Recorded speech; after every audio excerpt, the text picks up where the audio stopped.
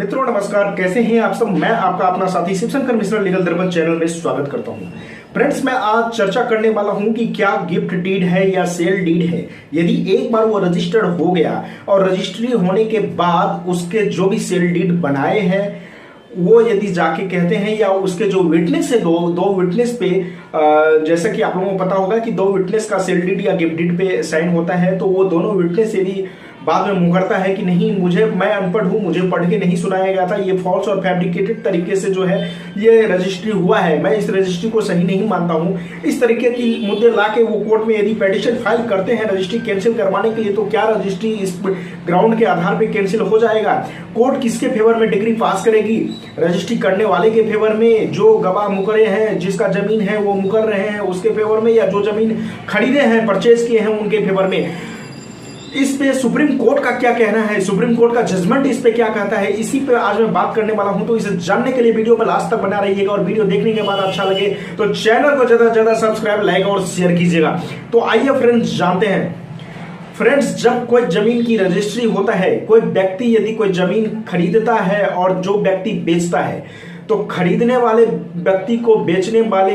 के पास से दो गवाह की जरूरत होती है, जो दो गवाह उस रजिस्ट्री पे साइन करना पड़ता है, और जो खरीदने वाला है वो भी और बेचने वाला जो है वो भी, दोनों को उस पर साइन करना पड़ता है। जब रजिस्ट्री का समय आता है, जब रजिस्ट्री कोई भी सेल डीड, पहले तो डीड तैयार कर दिया जाता है, चाहे वो सेल डीड बनाए हो या गिफ्ट डीड बनाए हो। सेल डीड या गिफ्ट डीड बनाने के बाद जो है रजिस्ट्रार के पास जाता है। रजिस्ट्रार के पास जाने के बाद रजिस्ट्रार के द्वारा सबसे पहले दोनों ही व्यक्तियों को पढ़ के सुनाया जाता है कि इसमें ये चीजें लिखा गया है, इतना जमीन है, ये खाता नंबर है, ये खेसरा नंबर है, ये व्यक्ति इसको लिख रहा है। दोनों गवाह को और जो व्यक्ति जमीन बेचे हैं उनको, जो खरीदे हैं उनको, सभी को ये बातें सुनाई जाती है। उसके बाद यदि बेचने वाला व्यक्ति एग्री होता है, गवाह एग्री होता है, तभी उस पर साइन करते हैं। लेकिन बाद में यदि इस बात को लेके वो कोर्ट में पहुंचते हैं और इस बात को लेके कोर्ट में पहुंच के वो पिटीशन फाइल करते हैं कि ये रजिस्ट्री इस फॉल्स और फैब्रिकेटेड है, इसको कैंसिल किया जाए, तो इस पे सुप्रीम कोर्ट का क्या मानना है। फ्रेंड्स, सुप्रीम कोर्ट का एक जजमेंट है जो रिसेंटली 2019 में पास किया गया था रतन सिंह वर्सेस निर्मल सिंह में, जिसमें माननीय सुप्रीम कोर्ट ने यह बताया था कि इस तरीके की जो मुद्दे हैं जिसमें सेल डीड बनाने के बाद रजिस्ट्रार के द्वारा यदि विक्रेता है वो अनपढ़ है, गवाह अनपढ़ है, तो लेकिन रजिस्ट्रार के द्वारा रजिस्ट्री करते समय, रजिस्ट्री को एग्जीक्यूट करते समय, उसको निष्पादित करते समय उनको पढ़ के सुनाया जाता है कि इस पेपर में क्या लिखा है, इस सेल डीड या गिफ्ट डीड में क्या लिखा है। लेकिन उसके बाद भी यदि वो इस चीज को नहीं मानते हैं, वो कह रहे हैं कि फॉल्स एंड फैब्रिकेटेड है, तो ये सर्वथा गलत है, ये 100% गलत है, इसमें कोई सही चीजें नहीं है, क्योंकि उनको पहले ये चीज बता दिया गया था कि आपके इतने प्रॉपर्टी इसमें आप बेच रहे हैं, ये चौहद्दी है प्रॉपर्टी का, ये खाता नंबर है, ये खेसरा नंबर है, ये खतियान है, सारा कुछ जो जमीन बेचते हैं उनको पढ़ के सुना दिया जाता है, दोनों गवाहों को सुना दिया जाता है। जो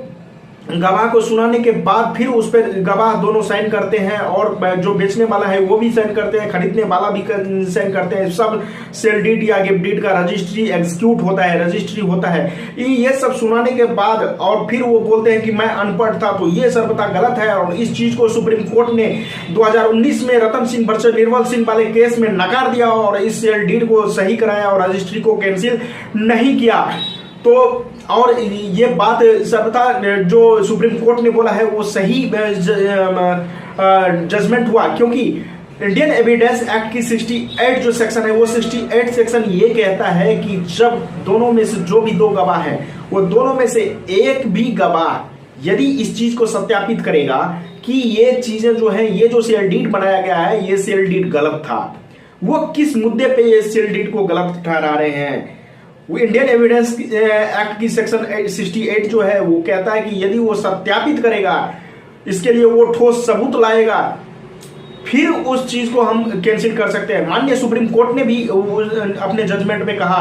कि आप कुछ ठोस सबूत लाइए, आपके पास कोई ठोस सबूत है। यदि ठोस सबूत नहीं है कि आप अनपढ़ थे, आपको पढ़ के नहीं सुनाया गया, क्या रजिस्ट्रार मुकर रहा है कि नहीं मैंने पढ़ के नहीं सुनाया था, इन्होंने अनपढ़ थे, मैंने ऐसे ही रजिस्ट्री कर दिया, यदि वो आके कहता है तो फिर कैंसिल हो जाएगा। लेकिन ऐसा तो कुछ होता नहीं है, क्योंकि आप लोग भी जमीन रजिस्ट्री कराते होइएगा, तो जमीन रजिस्ट्री कराने के लिए जब जाते हैं तो सेल डीड या गिफ्ट डीड पे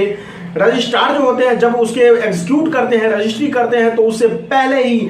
विक्रेता को, दोनों गवाह को, जो भी सेल डीड में लिखा रहता है सारी चीजों को एक एक करके पढ़ के सुना देते हैं। फिर उनसे पूछते हैं क्या आप दोनों गवाह और विक्रेता आप इस पे राजी हैं? यदि वो राजी होता है तभी वो उस पे साइन करते हैं। लेकिन इसके बाद भी वो यदि इस चीज के लिए जाते हैं कोर्ट में तो कोर्ट ने इसको गलत साबित कर देता है। माननीय सुप्रीम कोर्ट ने रतन सिंह वर्सेस निर्मल सिंह जो 2019 में जजमेंट दिया, वो जजमेंट इसी चीज के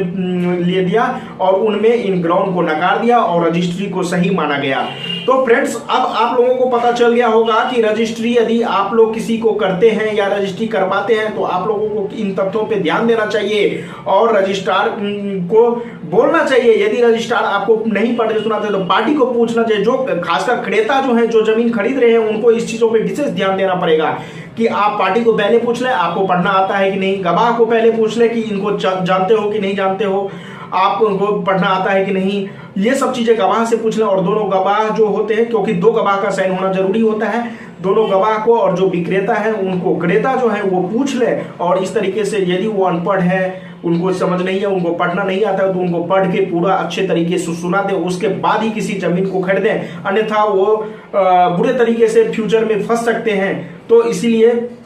आप लोग जमीन की जहां तक खरीद बिक्री होती है उसको सही तरीके से समझदारी से खरीदें।